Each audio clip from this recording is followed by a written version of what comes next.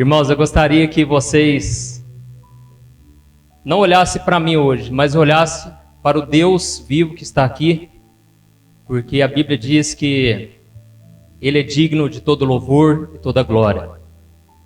E enquanto eu estava ali sentado, eu comecei a me lembrar de vários seminários que eu participei, e eu estava sentado aí, e muitas vezes precisando tanto de uma palavra, de uma direção, e Deus sempre me encontrava, sabe, no meio da multidão. Saiba que Deus te encontra também, e Deus tem uma obra linda na sua vida, muito maior do que você jamais imaginou. Amém? Hoje eu quero trazer duas palavras. Nós vamos separar em duas etapas. Nós vamos ter um intervalo daqui a pouco de uns 15 minutos, mas o que eu quero te pedir é que você não fique com sono, pelo amor de Deus, porque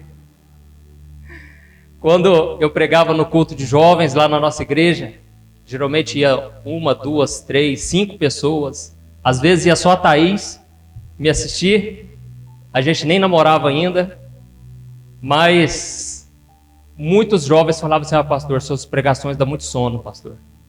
Ah não, o senhor prega ruim demais.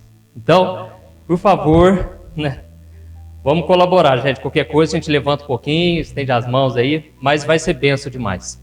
Se você trouxe a sua Bíblia, você pode abrir comigo 2 Coríntios, capítulo 4, o versículo 4. Eu pedi para eles colocarem na tela, vamos ver se vai dar certo. 2 Coríntios, capítulo 4, versículo 4. Inclusive nós vamos ler várias passagens, mas eu te garanto que você vai entender tudo que eu te disser aqui e que você receba como uma mensagem de Deus para a sua vida. Amém? A Bíblia diz assim, 2 Coríntios 4, 4. O Deus desta era cegou o entendimento dos descrentes, para que não vejam a luz do Evangelho da glória de Cristo, que é a imagem de Deus. Amém? Irmãos, aqui está dizendo que o Deus desta era, quem é o Deus desta era? É Satanás, é seus demônios. Deus, o nosso Deus, Criador dos céus e da terra, Ele governa sobre tudo, Ele está no controle de tudo, mas, infelizmente, o ser humano, depois que ele pecou, a partir de Adão e Eva, eles entregaram o governo deste mundo nas mãos do inimigo. E agora Jesus diz que Ele é o príncipe deste mundo. E aqui está dizendo que Ele cegou o entendimento das pessoas. E por causa do pecado, nós já nascemos afastados de Deus. Todo ser humano já nasce desconectado do Criador por causa do pecado. É por isso que Jesus, quando Ele nasceu, Ele não pôde nascer de forma natural. Ele nasceu gerado pelo Espírito Santo. Senão Ele viria dessa semente de Adão e Ele já nasceria no pecado igual a mim e a você. E é por isso que Ele nasceu gerado pelo Espírito Santo e ali houve uma única chance da humanidade se redimir. E é por isso que o diabo, o Deus desse século, tentou Jesus o tempo todo, ofereceu prazeres, ofereceu riquezas, poder, ofereceu tudo para ele, mas Jesus não caiu, e Jesus foi fiel até o fim, morreu uma morte na cruz para pagar pelo meu e pelo seu pecado. E hoje nós podemos ter essa oportunidade de termos os nossos olhos abertos. Por quê? Se o diabo cegou o entendimento dos descrentes, e todos são descrentes por natureza, não têm comunhão com Deus, então, o que acontece? Nós estamos numa terra de cegos, todos são cegos, e é um guia, é um cego guiando o outro cego. Por quê? A pessoa, ela acha que sabe o caminho, então ela até defende as suas convicções, a sua crença, a sua religião. Ela sabe, ela acha que sabe qual é o caminho, mas na verdade ela está cega. Então, quando o Evangelho entra no coração da pessoa e ela ouve falar sobre Jesus, sobre isso que eu falei para você, que o pecado nos separou de Deus, ali, se ela abre o coração e ela entende que Jesus é o único caminho de salvação, nesse momento a Bíblia diz que o véu é retirado. Amém? O véu que estava sobre ela não conseguia enxergar a Deus, não conseguia enxergar os planos dele. De repente ela começa a enxergar. Eu me lembro exatamente do dia que aconteceu isso. Foi na última semana de 2002. Eu fui convidado para ir numa vigília de oração. Eu já estava indo na igreja fazia um mês. E eu gostava do louvor, eu gostava da palavra do pastor, mas lá no fundinho eu sabia que eu ainda não tinha entregado minha vida para Jesus. Por que eu não tinha feito isso ainda? Porque eu não sabia se eu queria abandonar aquela vida que eu levava, uma vida de pecado, uma vida de tantas coisas erradas. Eu queria estar no controle, eu queria conduzir a minha vida. Mas então eu cheguei naquela vigília e me senti um peixe fora d'água, porque era uma segunda-feira à noite. E eu pensei, gente, o que eu estou fazendo aqui, no meio desses crentes? E o povo doido, sabe? Uns tocando louvor lá, se alegrando, pulando, outros chorando, e eu não sentindo nada. Mas foi então que um pregador entrou na minha frente, assim, próximo de mim, e ele começou a falar sobre Jesus no barco com os discípulos. Eu já contei muito esse testemunho na internet. E aí, os discípulos começaram a ficar com medo de morrer, porque começou uma tempestade muito forte. E aí, na hora eles acordaram Jesus, porque Jesus estava dormindo na proa do barco. E eles falaram: mestre, o senhor não se importa, nós estamos morrendo. E Jesus simplesmente acalmou, ele acordou e acalmou a tempestade. E eles ficaram maravilhados e pensaram: nossa, quem é esse que faz o mar se acalmar, a tempestade parar? E naquela hora ele falou o seguinte: olha, tem um jovem aqui nesta noite, que a sua vida está assim, sua vida está bagunçada, sua vida está conturbada, você está com medo do futuro, você não sabe o que vai ser da sua vida, mas clama a Jesus e Jesus vai acalmar a sua tempestade. Irmãos, pela primeira vez eu tomei essa decisão corajosa, viu? Tem que ser uma decisão de coragem. E eu falei: Jesus, aqui ó, estou perdido, minha vida está uma bagunça, estou morrendo de medo do dia de amanhã, não sei o que vai ser de mim, mas Jesus me salva. Irmãos, na hora que eu falei Jesus me salva, eu só sei que não sei quanto tempo durou essa experiência, mas foi a hora que o Espírito Santo entrou dentro de mim. Foi a hora que o Deus vivo veio morar no meu coração e eu senti uma paz, uma libertação. Eu que tinha chegado naquela vigília, sentindo um peso, uma opressão, de repente me tornei a pessoa mais leve, parecia que eu estava no céu. E eu saí correndo e comecei a abraçar as pessoas. E eu que antes era conhecido como um menino que passava medo nos outros, porque, irmãos, quem olhava para mim assustava. Tinha 8 brincos, um deles aqui era um palitinho de fósforo, furei lá em casa, lá no gelo, na agulha, um monte de colar, o pescoço ficava até encurvado, os braços quase não dobravam, de tanta pulseira, irmãos, porque eu queria ser hippie, queria sair de casa com 18 anos, já tinha falado para os meus pais: olha, com 18 anos estou indo morar em São Tomé das Letras, lá em Minas Gerais, perto de Três Corações, tem muito hippie lá, muito esoterismo, eu queria isso para a minha vida. Mas de repente Deus entrou no caminho, Deus entrou na minha história, e aí os meus olhos foram abertos, e eu comecei a entender que aquele Jesus, ele não estava morto na cruz, ele ressuscitou, e ele está vivo, e eu pude provar: Jesus está vivo. Então, irmãos, o que acontece? Você precisa ter essa experiência. Não estou dizendo que você vai chorar, que você vai acontecer algo assim grandioso, pode acontecer, mas se não acontecer, a Bíblia diz que a salvação é pela fé.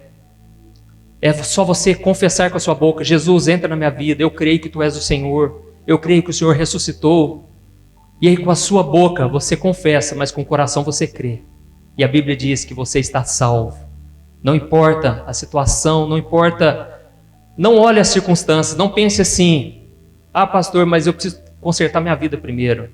Não pense assim, quem vai consertar é Jesus. Vai para Jesus, aí Ele muda a tua história, amém? Jesus consertou minha bagunça toda, e Ele sempre falava comigo: olha, um dia eu vou te usar. Quantas vezes? Uma vez eu fui num seminário lá em Ribeirão Preto, tinha umas 5.000 pessoas. Na hora que eu cheguei, o pregador lá no começo falou: olha, tem um jovem aqui. E ele começou a falar: olha, você vai pregar no Brasil, fora do Brasil, pessoas vão te ouvir e Deus vai falar com elas. Eu olhava para mim e continuo olhando para mim da mesma forma. E eu me sentia um lixo. Eu pensava: quem sou eu? Mas, irmãos, é Deus que faz, é Deus que opera. Amém? Então, o que acontece? Se você já abriu os seus olhos, se Jesus já abriu os seus olhos, agora você tem que tomar cuidado com uma coisa, porque você ainda está no mundo. Quando Moisés libertou os hebreus lá do Egito, o que aconteceu? Eles entraram no deserto, até entrar na terra prometida, não foi instantâneo. E nós hoje estamos no deserto, esse mundo é um deserto, vamos falar a verdade, irmãos. Você pode ter vitória, pode ter dinheiro, pode ter tudo certo. Mas é uma luta atrás de luta, é deserto atrás de deserto. Quando não é você, é o seu esposo, sua esposa, o seu filho, parente, amigo, gente da igreja. A gente nunca tem paz de verdade, assim, plena, né? Total. Porque estamos no mundo. Então, enquanto estivermos aqui, nós devemos saber que existem muitas armadilhas. E muitas vezes, você pode voltar a ficar cego espiritualmente. E a Bíblia diz lá em 1 João, capítulo 2, o versículo 15 e o 17. Olha lá, não amem o mundo, nem o que nele há. Se alguém amar o mundo, o amor do Pai não está nele. Pois tudo que há no mundo, a cobiça da carne, a cobiça dos olhos e a ostentação dos bens, não provém do Pai, mas do mundo. O mundo e a sua cobiça passam, mas aquele que faz a vontade de Deus permanece para sempre. Amém? Então, por que Deus nos deixou aqui? Por que não levou a gente direto para o céu? Porque Ele ainda tem uma obra na nossa vida. Porque Ele ainda quer provar o nosso coração, não para que a gente seja salvo pelo nosso mérito, não. Mas porque Deus quer tirar o melhor de nós. Deus quer que quando a gente for para o céu, que a gente esteja preparado, na hora certa. A Bíblia diz que Ele é fiel para completar a boa obra que começou em vós. Então Deus quer completar essa obra. É lógico que da nossa parte a gente não quer que chegue nunca nessa hora, né? Que nunca esteja completo, mas é o trabalhar de Deus. E aqui está dizendo que a gente agora não pode amar o mundo. E nesse sentido, não é um mundo tipo assim, será que eu não posso amar o futebol? Não posso querer ir para a Disney? Não posso querer fazer coisas boas nesse mundo? Pode. Mas não coloque o seu coração aqui, porque esse mundo, ele vai acabar em fogo. Esse mundo vai passar. Mas como diz aqui, aquele que faz a vontade de Deus permanece para sempre. E aqui diz, olha, porque tudo que há no mundo, a cobiça da carne, a cobiça dos olhos, olha os olhos, ou seja, a cobiça dos olhos e a ostentação dos bens, isso não vem de Deus, irmãos, isso é coisa terrena, coisa do mundo. E o que acontece com o tempo? É muito comum, é muito normal que a gente vá relaxando um pouco. Quando a gente se converte, irmãos, eu ia em todos os cultos que tivesse na cidade, toda hora. A minha mãe um dia tomou um susto, era 6:30 da manhã, eu indo para a igreja. Porque antes de ir para a escola, eu tinha que passar na igreja para orar junto com o pastor. Às vezes era só eu e o pastor. E minha mãe ficou assustadíssima. Ela pensou, meu filho, o que aconteceu com você? Ela achou que ela tinha perdido eu para Jesus. Eu falei, agora você só quer saber desse Jesus? Meu filho, para que essa ovelha branquinha desse jeito? Você era a ovelha mais negra aqui de casa, agora você é a mais branquinha. Para que ser desse jeito, meu filho? Irmãos, eu até entendo ela. Porque é difícil entender o crente novo convertido, ele chega a ser chato. Eu levava 3 Bíblias na escola, irmãos. A professora foi falar com os meus pais. Eu falei, dá um jeito no filho de vocês, quer pregar para todo mundo, quer converter todo mundo. Irmãos, eu só queria que todos experimentassem o que eu estava experimentando. Eu não estava vivendo uma religião. Aliás, nunca me importei, eu era católico, depois fui espírita. Mas o que eu estava vivendo era um relacionamento íntimo com Deus. Mas, irmãos, o tempo foi passando e por várias vezes eu fui me perdendo. Não saí da igreja, mas é normal, é comum a gente se perdendo. O material com que a gente é feito, que é pó, é preciso que Deus está sempre nos disciplinando, moldando esse vaso, porque a gente é fraco, a gente é falho. E aí, com o tempo, a gente pode ir perdendo foco, o amor pode se esfriando. Quando você é novo convertido, você abraça os mendigos, você passa na rua, depois você pensa assim, não, é o prefeito que vai dar jeito nisso aqui. Esse aqui não é culpa minha. Você começa a ficar mais frio, arrumar argumentos, sabe? A pessoa está pedindo ajuda, não vou ajudar não, porque depois vai ficar todo mês pedindo. A gente vai arrumando um monte de coisa, que na verdade são desculpas que a gente dá para disfarçar a nossa frieza espiritual. Irmãos, nós podemos ficar egoístas e o que é pior, podemos dar mau testemunho. Saiba que muitos que hoje dão mau testemunho, dão escândalos, eram pessoas firmes com Deus. Eram pessoas de Deus, que viviam o evangelho, sabe? Então nós vemos que é muito fácil se perder. Alguns perdem a alegria. Você conhece algum crente ranzinza? Tudo reclama? Tem muito, irmão. Está lotado desse tipo de crente. Eu não sei o que aconteceu, mas alguma coisa aconteceu na vida dela, e agora não vê mais alegria. O próprio Davi perdeu essa alegria. Ele falou, Deus, no Salmo 51, Senhor, restitui a alegria da salvação. porque senão eu não poderei pregar para os pecadores. Mas se o Senhor renovar em mim essa alegria, eu vou pregar e eles vão se converter. Davi entendeu que se ele não tivesse essa alegria de volta, ele não ia dar frutos. Então, irmãos, nós podemos viver dessa maneira, insatisfeitos, e a insatisfação é o caminho para a queda. Nós vemos o filho pródigo, começou a ficar insatisfeito, a casa do pai está chato, eu estou precisando da minha parte da herança, eu estou aqui sem fazer nada, meus amigos estão tudo lá no mundão, curtindo. E aí, por causa da sua insatisfação, ali foi a chance, né, que o diabo tinha para fisgar a vida dele. Tome cuidado com a insatisfação, porque o inimigo ronda, ele está sondando a nossa vida. Ele não conhece os nossos pensamentos, mas ele sabe das nossas reações quando a gente age diante de um problema e a gente começa a falar, né, eu vou largar a mão dessa igreja, o pastor não dá, não aguento mais.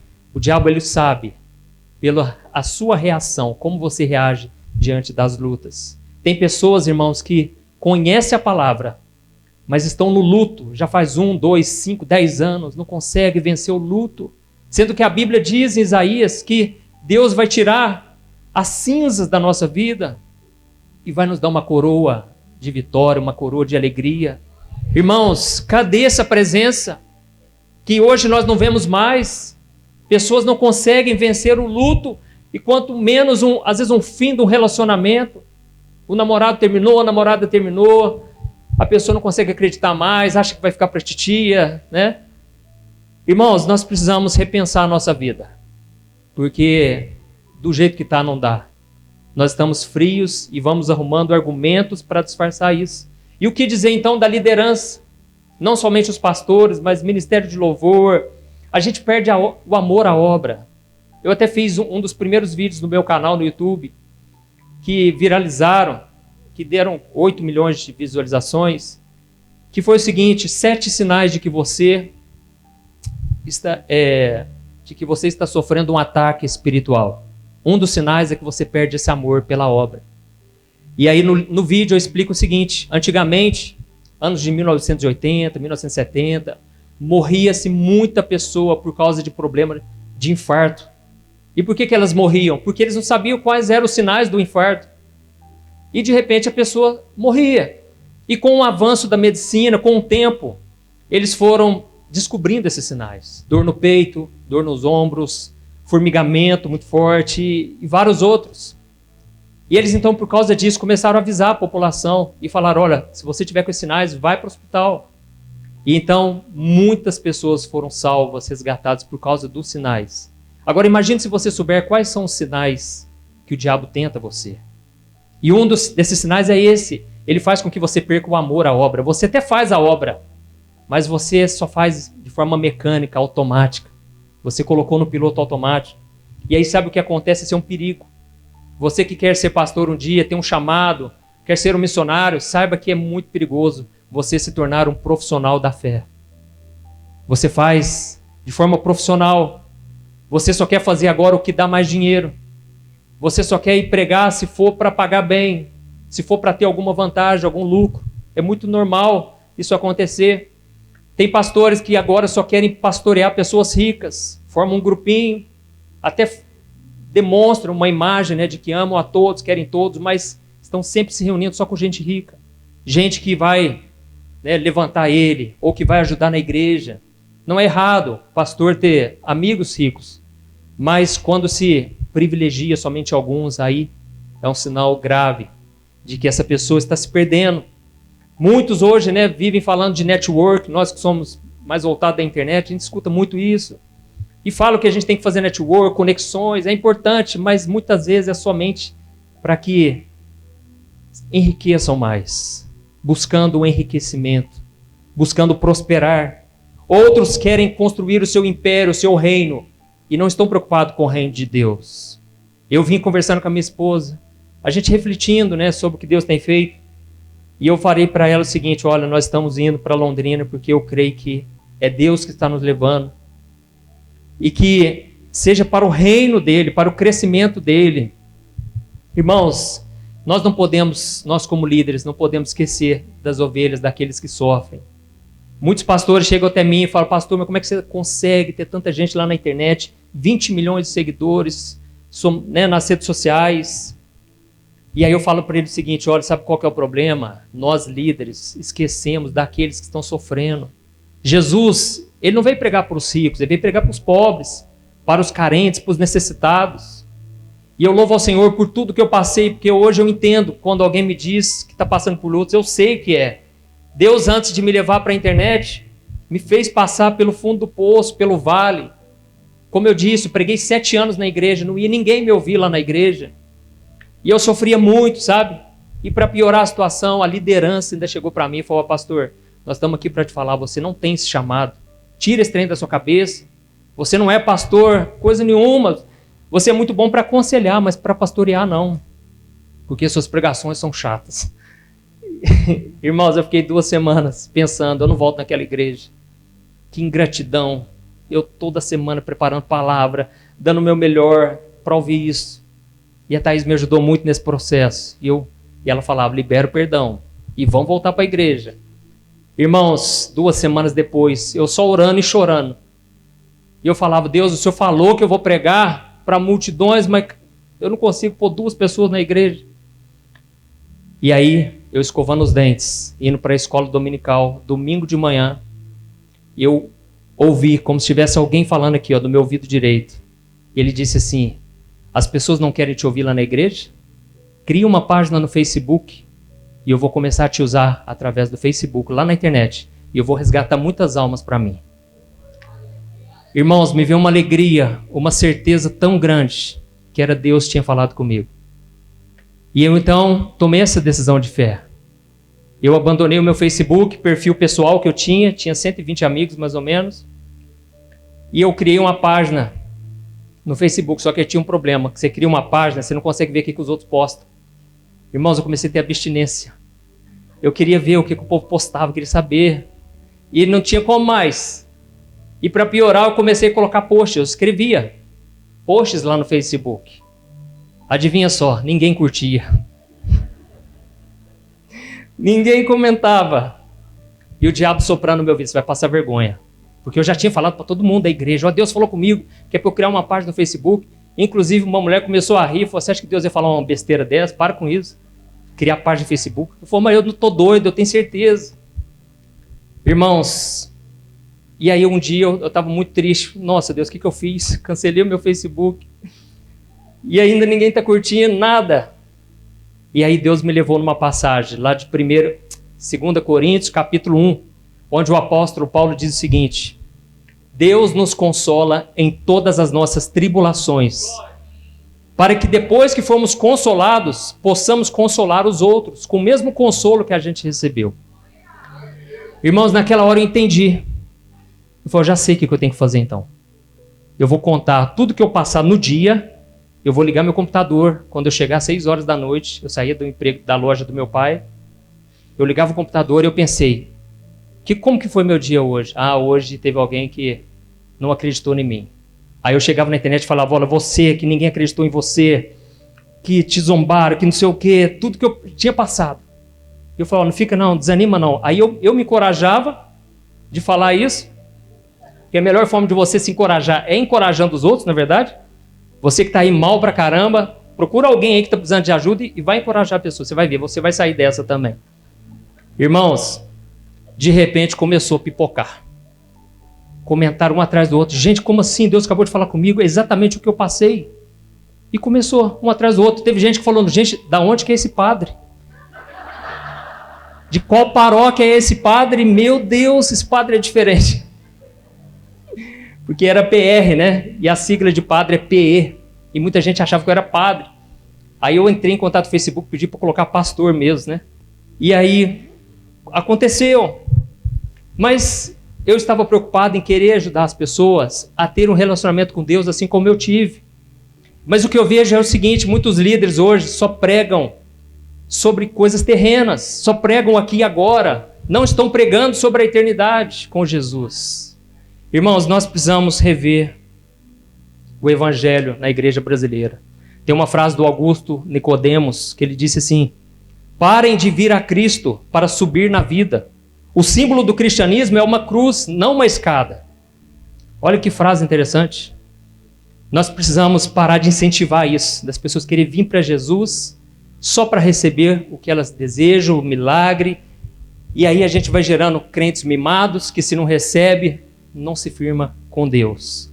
Irmãos, por que tudo isso acontece? Porque a gente está ficando cego espiritualmente. Como eu disse, os olhos foram abertos, mas agora o diabo quer embaçar a nossa mente, a nossa visão. E a gente começa a enxergar somente a curta distância. A gente não tem uma visão de eternidade.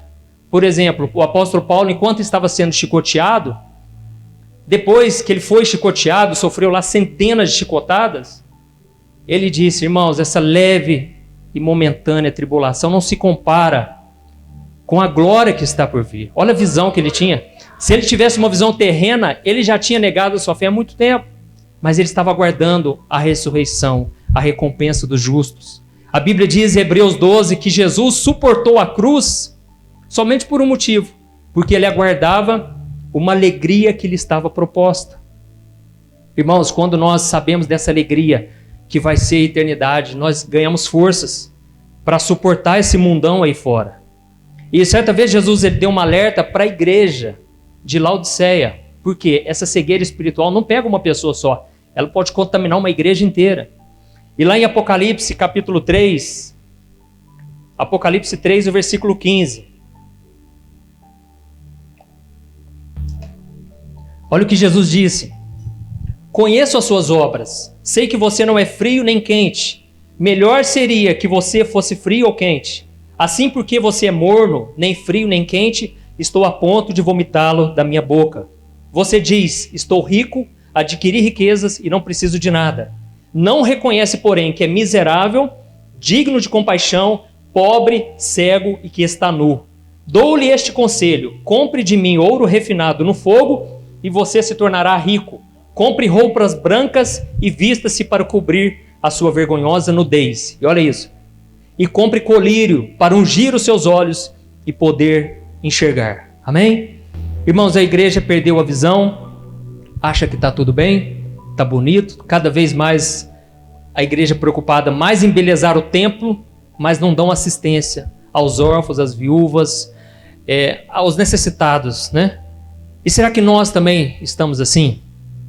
Não sei se você sabe, mas a miopia, ela atinge 1/4 da população mundial.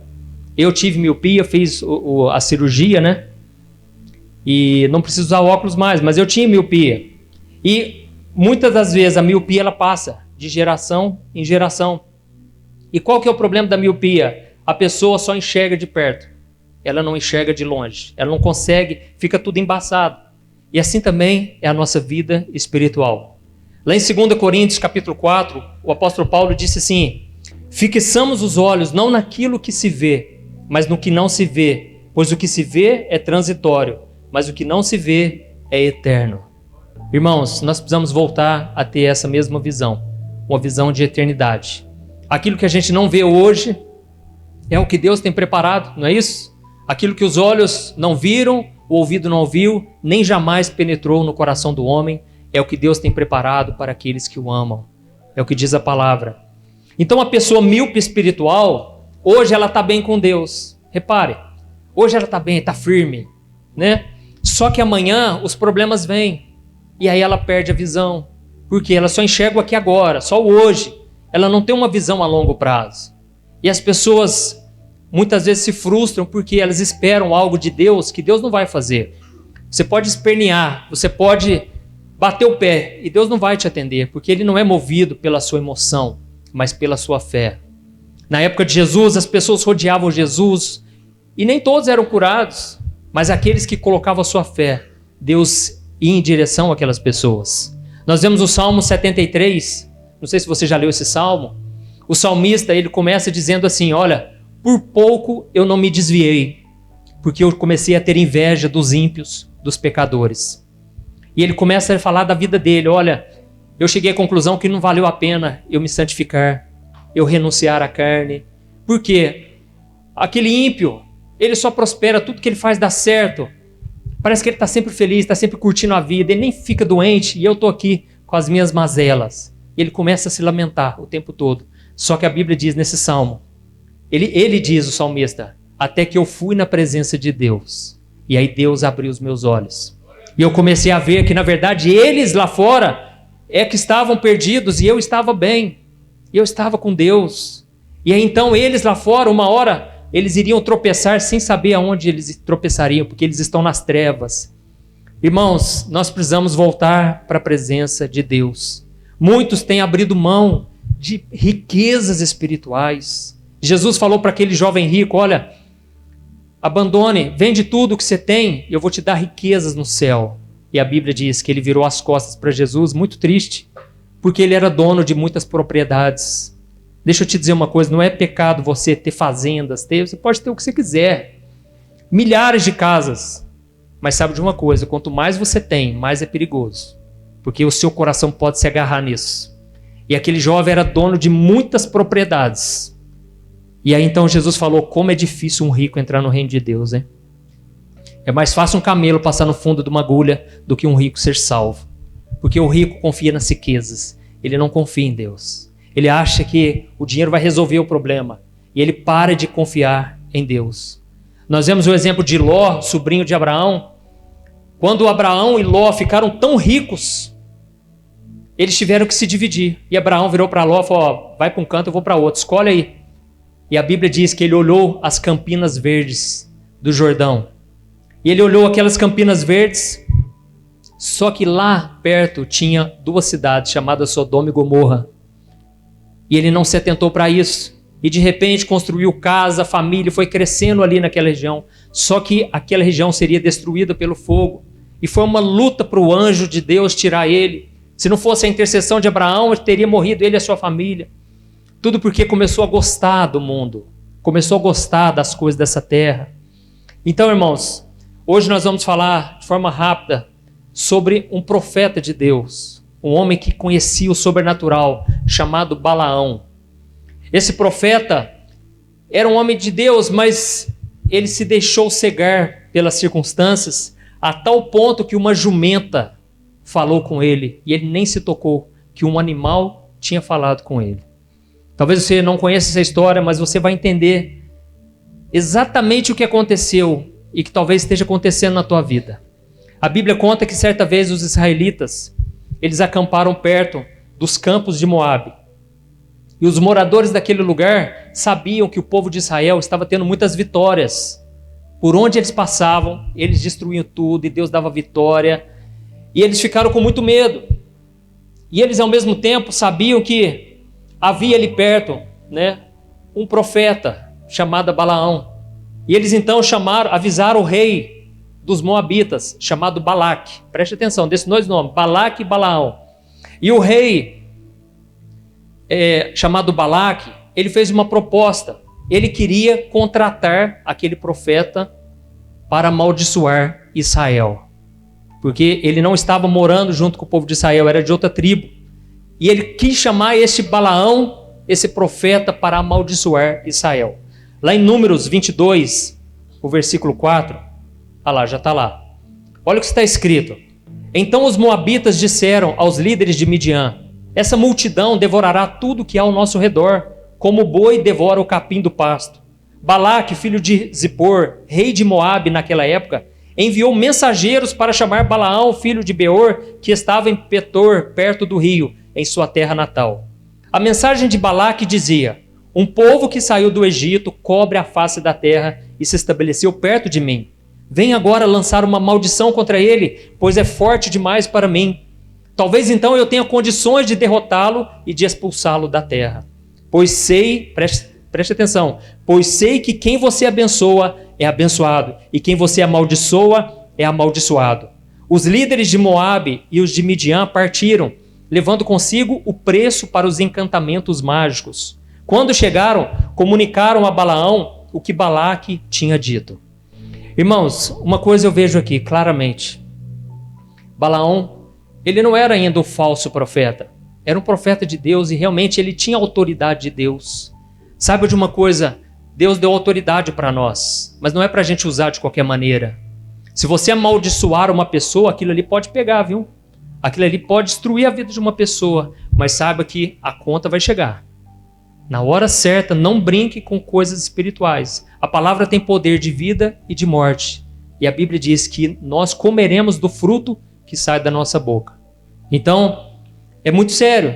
E Balaão tinha essa autoridade de abençoar ou de amaldiçoar. Mas nós vamos ver aqui que Balaão começou, ele teve um erro muito grave. Continuando o versículo 8, olha o que diz. Disse-lhes Balaão, passem a noite aqui e eu lhes trarei a resposta que o Senhor me der. E os líderes moabitas ficaram com ele.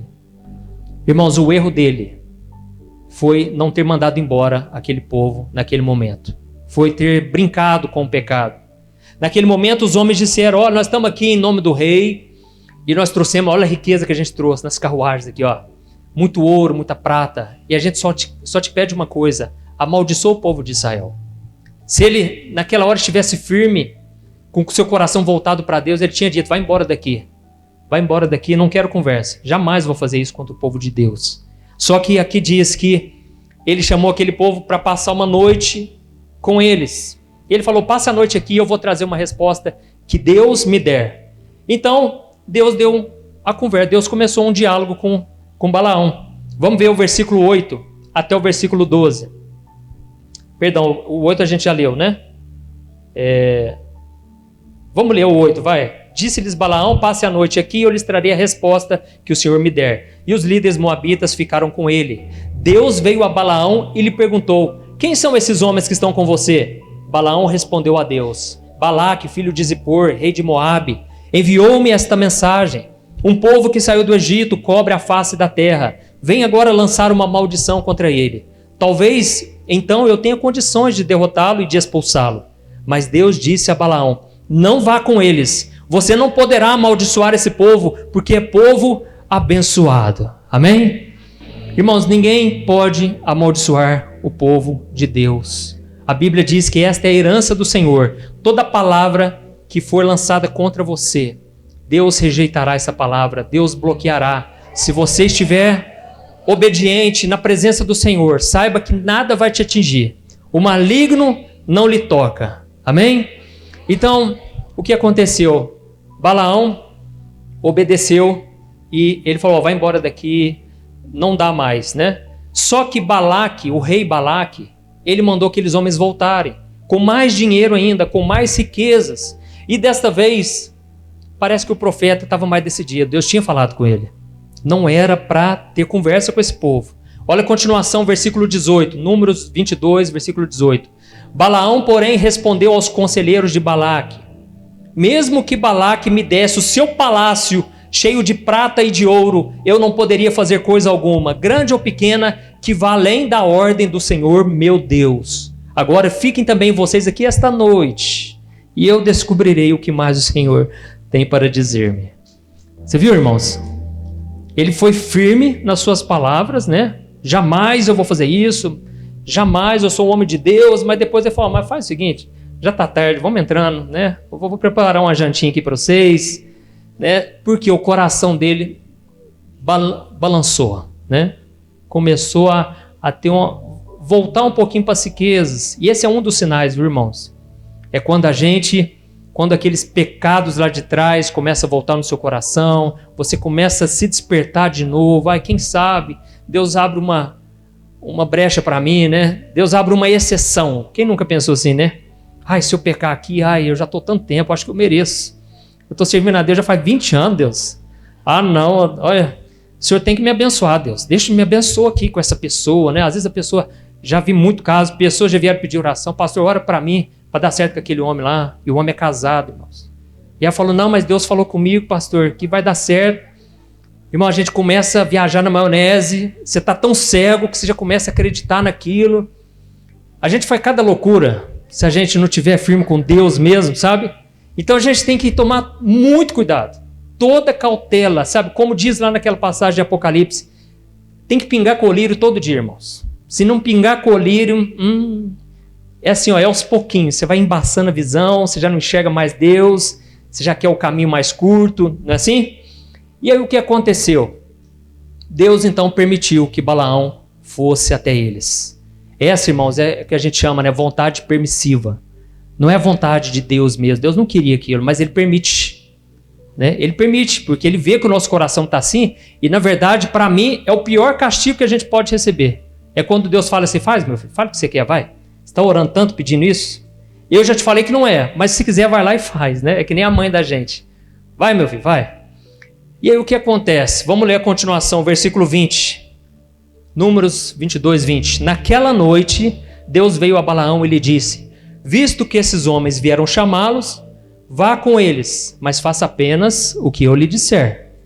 E agora então é que nós vamos ver o que aconteceu. Irmãos do céu. Vamos lá, Números 22, o versículo 20. Olha o que diz. Naquela noite, Deus veio a Balaão e lhe disse, visto que esses homens, estou repetindo, vieram chamá-lo, vá com eles, mas faça apenas o que eu lhe disser. Balaão levantou-se pela manhã, pôs a sela sobre a jumenta e foi com os líderes de Moabe. Mas acendeu-se a ira de Deus quando ele foi. E o anjo do Senhor pôs-se no caminho para impedi-lo de prosseguir. Talvez aqui, só abrindo parênteses, talvez nem Deus acreditou, não é possível que vai. Eu falei para ir, mas assim, não é possível, né, gente? Ir para amaldiçoar o meu povo, né? Aí aqui Deus ficou irado, né? Vamos voltando aqui. Vamos lá. Balaão ia montado em sua jumenta e seus 2 servos o acompanhavam. Quando a jumenta viu o anjo do Senhor parado no caminho, empunhando uma espada, saiu do caminho e foi-se pelo campo. Balaão bateu nela para fazê-la voltar ao caminho. Então o anjo do Senhor se pôs num caminho estreito entre 2 vinhas, com muro dos 2 lados. Quando a jumenta viu o anjo do Senhor, encostou-se no muro, apertando o pé de Balaão contra ele. Por isso ele bateu nela de novo. O anjo do Senhor foi adiante e se colocou num lugar estreito, e não havia espaço para desviar, nem para a direita, nem para a esquerda. Vamos só parar aqui, só um detalhe importante. Um dia um moço chegou para mim e falou, pastor, eu acho que Deus está me encurralando. Pastor, toda vez que eu vou tentar ficar com as meninas, não dá certo. A menina cancela. Não tem explicação. Eu falei, meu filho, mas você já parou para pensar que às vezes não é para ser? Não, pastor, mas, gente, eu só queria conversar. Eu falei, meu filho, eu acho que não é só conversar, não. Para começar, essa menina nem vai na igreja. Aí eu achei interessante aqui, porque geralmente acontece isso com a gente. Deus nos cerca. Você está tentando resolver os problemas, né? Você vai no banco, você fala com o fulano, fala com o gerente, fala tudo e está bloqueado, o cartão tá ali, não tem limite, não tem nada. Às vezes é para parar de fazer bagunça, fazer besteira. Às vezes precisa acontecer isso, irmão. E se a gente for cabeça dura, a gente pode quebrar a cara. E aí nós vamos continuar a história. Olha o que diz. Quando a jumenta viu o anjo do Senhor, deitou-se debaixo de Balaão. Acendeu-se a ira de Balaão, que bateu nela com a sua vara, de novo. Então o Senhor abriu a boca da jumenta e ela disse a Balaão, que foi que eu lhe fiz para você bater em mim 3 vezes? Balaão respondeu à jumenta, você me fez de tolo. Quem dera eu tivesse uma espada na mão, eu a mataria agora mesmo. Mas a jumenta disse a Balaão, não sou sua jumenta, que você sempre montou até o dia de hoje? Tenho eu o costume de fazer isso com você? Não, disse ele. Então o Senhor abriu os olhos de Balaão, e ele viu o anjo do Senhor parado no caminho, empunhando a sua espada. Então Balaão inclinou-se e prostrou-se rosto em terra, e o anjo do Senhor lhe perguntou, por que você bateu 3 vezes em sua jumenta? Eu vim aqui para impedi-lo de prosseguir, porque o seu caminho me desagrada. A jumenta me viu e se afastou de mim por 3 vezes. Se ela não se afastasse a essa altura, eu certamente o teria matado. Mas a ela eu teria poupado. Balaão disse ao anjo do Senhor, pequei. Não percebi que estavas parado no caminho para me impedires de prosseguir. Agora, se o que estou fazendo te desagrada, eu voltarei. Então o anjo do Senhor disse a Balaão, vá com os homens, mas faça apenas o que eu lhe disser. Assim Balaão foi com os príncipes de Balaque. Olha isso, irmãos. Olha a situação em que esse homem ele estava. Chegou a bater 3 vezes na jumenta, a jumenta falou com ele e ele nem caiu a ficha. Tamanha a sua cegueira, né? Geralmente quando a pessoa ela está muito necessitada, né, na carne, de querer fazer alguma coisa. Irmãos, só existe uma coisa que liberta essa pessoa, que impede ela. É quando ela dobra o joelho, é quando ela fala, Senhor, eu quero fazer aquilo, mas eu sei que não te agrada. Tira isso de mim. Tira isso de mim, Deus, me dá livramento, Deus, eu já até marquei de fazer um negócio, mas eu sei que é ilícito, agora não tem como voltar atrás. Irmãos, Deus é Deus que dá livramento, né? Tem pessoas que pensam assim, nossa, mas agora eu já estou noivo, eu já envolvi a família, nossa, como é que eu vou separar agora, meu pai? Ainda dá tempo, irmão. Vai lá, faz a vontade de Deus, né? Teve uma mulher que falou exatamente isso uma vez, uma amiga minha. Eu falei para ela assim, olha, você já reparou que você não fala desse homem para ninguém? Eu acho que você não gosta dele, não. Quando a gente gosta, a gente fala para as pessoas, né? Conta. E você nunca falou dele. E você já vai casar. Parece que eu não vejo um brilho nos teus olhos. Olha, faz o seguinte, dá tempo ainda. Não casa, não. Eu falo, pastor, mas agora não dá mais tempo, né, pastor? Nossa, já fiz amizade com a família inteira. E outra, falta um mês pro casamento. Sabe o que aconteceu? Casou com o homem começou a trair ela demais e começou a bater nela. Foi caso de polícia, foi coisa gravíssima. E aí, infelizmente, divorciaram. Irmãos, nunca é tarde para a gente decidir fazer a vontade do Senhor. Amém? E aí o que eu quero refletir com você são 3 coisas que a cegueira espiritual causa na gente. A primeira delas é que ela nos leva ao descontrole emocional. Olha o que está escrito no versículo 28 e 29. Então o Senhor abriu a boca da jumenta e ela disse a Balaão, que foi que eu lhe fiz para você bater em mim 3 vezes? Balaão respondeu à jumenta, você me fez de tolo. Quem dera eu tivesse uma espada na mão, eu a mataria agora mesmo. Irmãos, quantas pessoas elas perdem por não saber lidar com as emoções, não é verdade? Quantos casamentos destruídos por causa de palavras ditas na hora errada? Quantos prejuízos financeiros porque não buscaram a Deus, foram na sua visão carnal, né? Quanta violência, quantas mortes, aí você liga a TV, você vê na internet o tempo todo, por motivos banais, porque a pessoa está descontrolada emocionalmente, está cega espiritualmente. Então se você tem perdido muita paciência ultimamente, se você briga, xinga, desvaloriza o teu cônjuge, reflita sobre a tua vida. Talvez está precisando voltar a pingar colírio nos seus olhos. Você está caindo neste engano da cegueira espiritual. A segunda coisa que a cegueira nos leva a fazer é ser ingratos. Olha o que está escrito no versículo 30. Mas a jumenta disse a Balaão, eu não sou sua jumenta que você sempre montou até o dia de hoje? Tenho o costume de fazer isso com você? Não, disse ele. Quando nós estamos ficando cegos espiritualmente, a gente passa a esquecer do que Deus já fez, do que a outra pessoa fez por nós. Olha que ponto o animal chegar para ele e falar, você não vai reconhecer o que eu já fiz para você tanto tempo? Irmãos, tamanha cegueira daquele homem. Ela reclamou da grosseria dele. Então Balaão estava tão cego que ele não percebeu que aquele animal falava com ele. E aí fica a pergunta, né? Qual foi a última vez que você fez um elogio? Que você agradeceu? Nunca é demais. Não pense que você está se rebaixando ao elogiar o teu funcionário, ao tratar bem, né, aquela pessoa que está do seu lado há tanto tempo. Saiba que existe um princípio na Bíblia que atrai prosperidade para você, que é o princípio da honra. Eu estava falando isso agora mesmo com a Janaína. A Bíblia conta que certa vez o apóstolo Paulo, junto com o marinheiro e os que estavam no barco, eles quase morreram afogados e tiveram que parar numa ilha. Lá no livro de Atos está escrito isso. E eles pararam naquela ilha desesperados, porque estavam sem mantimentos, tiveram que jogar tudo no mar, estavam com roupa molhada. Imagine a situação, com fome. E a Bíblia diz que as pessoas daquela ilha trataram eles tão bem, mas tão bem. Deram roupas, alimentos, deram bens.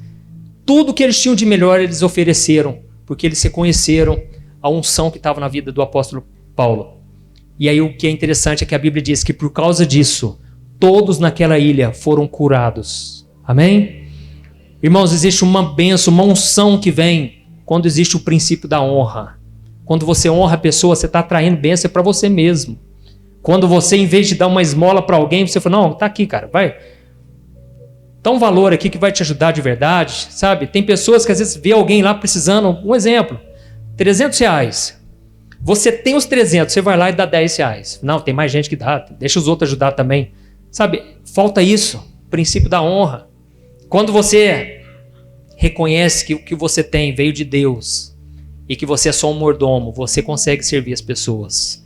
Então nós vemos que Balaão estava ingrato, batendo naquela jumenta sem parar. E a terceira consequência da cegueira espiritual é que ela pode nos levar à morte. A Bíblia diz, lá no versículo 31, então o Senhor abriu os olhos de Balaão e ele viu o anjo do Senhor parado no caminho, empunhando a sua espada. Então Balaão inclinou-se e prostrou-se rosto em terra. E o anjo do Senhor lhe perguntou, por que você bateu 3 vezes em sua jumenta? Eu vim aqui para impedi-lo de prosseguir, porque o seu caminho me desagrada. A jumenta me viu e se afastou de mim por 3 vezes. Se ela não se afastasse a essa altura, eu certamente o teria matado, mas a ela eu teria poupado. Irmãos, quem salvou aquele homem foi a jumenta. Se não fosse ela, ele já estaria morto. Porque ela teve o temor que ele não teve. Ela respeitou. Ela entendeu que ali era um anjo de Deus, por incrível que pareça. Mas a Bíblia vai dizer o seguinte, já estou encerrando, viu?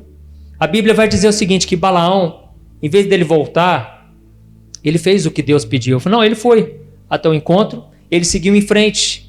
E realmente ele não pôde atender, irmãos. Porque toda vez que o rei falava, olha, vai lá, só preciso que você fala algumas palavras de maldição que vai dar certo. E na hora que ele ia orar, Deus falava para ele, meu filho, não vale encantamento contra o povo de Israel. Não adianta você fazer isso, não vai dar certo, porque eu já abençoei e não tem como você amaldiçoar o que já está abençoado. Amém? E aí, sabe o que aconteceu?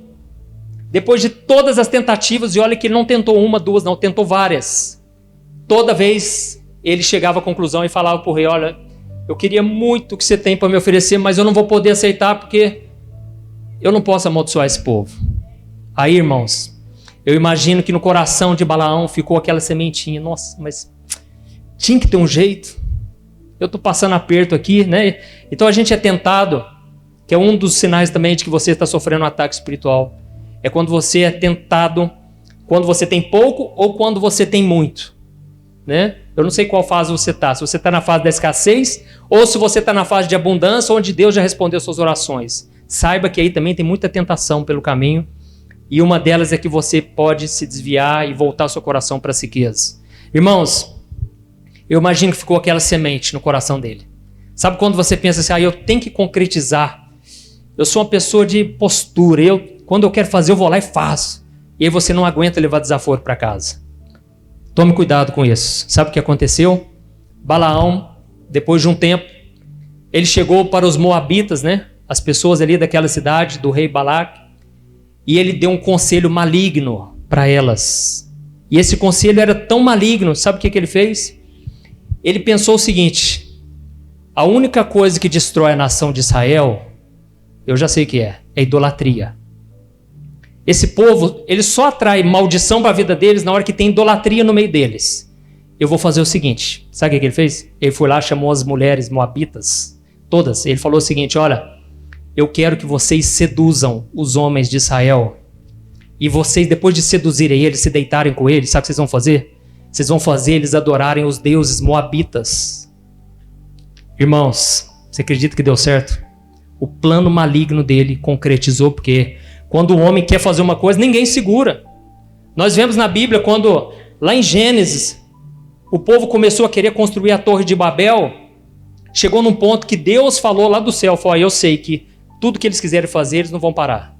Eu preciso destruir essa torre aqui. Irmãos, porque quando o homem está decidido, nada para. E Deus permite. E aí então as mulheres se deitaram com o povo de Israel. Os homens largaram das esposas, foram deitar com as moscas, prostitutas. Virou um orgia aquilo ali. E não só isso, aqueles homens acabaram a gostar dos deuses moabitas. Eles pensaram, o quê? Eu vou ficar com esse Deus aqui que eu nem estou vendo. Eu vou buscar esse Deus aí. Irmãos, por causa daquilo ali veio uma praga em Israel, devastou milhares e milhares de pessoas, mulheres, crianças, foi uma... Olha, não queira saber o que o diabo pode fazer, não queira saber, aprenda com os erros dos outros, irmãos. Está falando aqui da liderança, tendo os olhos cheios de adultério, nunca param de pecar, iludem os instáveis e têm o coração exercitado na ganância, malditos. Eles abandonaram o caminho reto e se desviaram, seguindo o caminho de Balaão, filho de Beor, que amou o salário da injustiça. Mas em sua transgressão foi repreendido por uma jumenta, um animal mudo que falou com voz humana e refreou a insensatez do profeta. Esses homens são fontes sem água, e névoas impelidas pela tempestade. A escuridão das trevas lhe está reservada. Irmãos, não podemos brincar com Deus.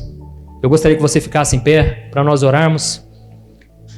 E aí na segunda parte, eu senti no meu coração de nós entendermos profundamente o que é idolatria. Porque é a única coisa, guarde isso, é a única coisa que destrói o povo de Deus, é a idolatria.